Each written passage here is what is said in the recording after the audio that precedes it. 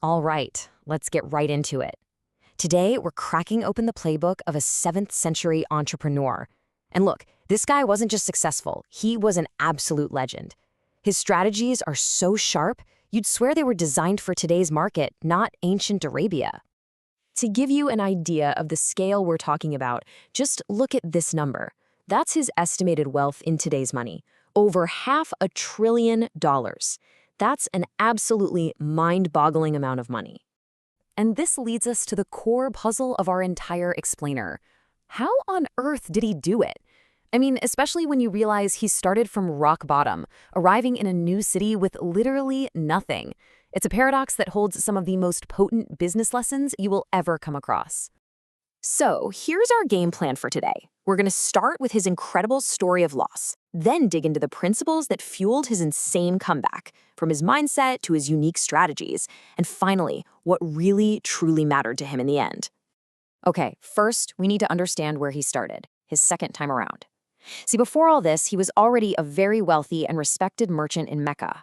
But a single life-altering decision forced him to leave it all behind. And when I say everything, I mean everything. His businesses, his money, his home, all gone. He walked into the city of Medina as a refugee, a man who went from the very top of society to the absolute bottom, basically overnight. Now, what happens next? This is the moment that defines his entire story. When he gets to Medina, one of the wealthiest men there offers to give him half of his entire fortune, an incredibly generous offer. But his response, well, it tells you everything you need to know about his mindset. This quote is just so powerful, isn't it? He respectfully turns down a massive handout. He doesn't ask for cash or a house or even a connection. He asks for one simple thing: directions to the marketplace. He wanted an opportunity, not charity. He was ready to work, right then and there. And this moment perfectly captures the difference between two fundamental mindsets. You know, a reactive person waits for things to happen to them. But Abdul Rahman bin Auf, he was proactive. He took total ownership of his situation and went straight to the place where he could start creating value. So here's the crucial lesson here. While he showed up with zero material wealth, he was anything but poor. See, they could take his money, they could take his property, but they couldn't take the one thing that mattered most: his knowledge. This was his real capital. Think about it. He had years of street smarts from running trade caravans, a deep understanding of commerce passed down from his father, and an invaluable network of contacts. This was his intellectual capital. And the best part? It was portable. You know this classic saying from Imam Shafi'i just nails it. Knowledge is the bedrock. No matter what your goals are, success is built on what you know. He lost his fortune, sure, but he didn't lose his education. Okay, so he's got this priceless knowledge. Now let's see how he put it to work. Once he hit that marketplace, he didn't just try to fit in. He completely changed the game with these brilliant, out-of-the-box strategies that left his competitors in the dust. In modern business jargon, we'd call this a unique selling point, or a USP. It's that special something that makes customers pick you over everyone else. Well, Abdul Rahman bin Auf was a master of the USP, centuries before the term was even a thing.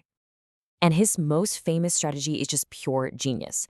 The camel market was super competitive, so what did he do? He sold his camels at cost, made zero profit on them. Of course, every single buyer in the city flocked to him. His competitors must have thought he was insane. But here's the secret sauce. He made all his profits selling the beautiful high-margin ropes to go with the camels. Brilliant, right? And he was obsessed with efficiency too. He noticed his trade caravans were coming back empty after making their sales, and he saw that as a huge waste. So he started buying local goods from those other cities to sell back in Medina. Just like that, he created a two-way revenue stream and doubled his efficiency. Now, his approach to profit was just as clever as his market strategies.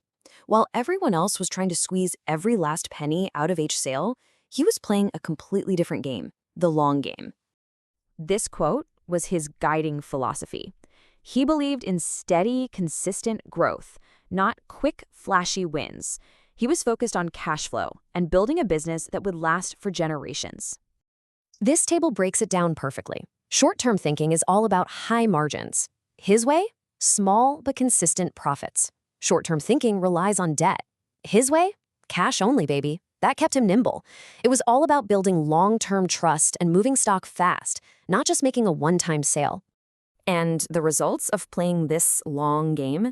He built an incredibly resilient business that just grew and grew. Those small, consistent profits multiplied across a massive volume of sales to super loyal customers. Well, it created a tidal wave of wealth. And this all leads us to the final, and I think the most powerful part of his story. For him, all that wealth, it was never actually the goal. It was just a tool, a means to a much, much greater end. His reputation wasn't just for being a genius businessman. It was for his integrity.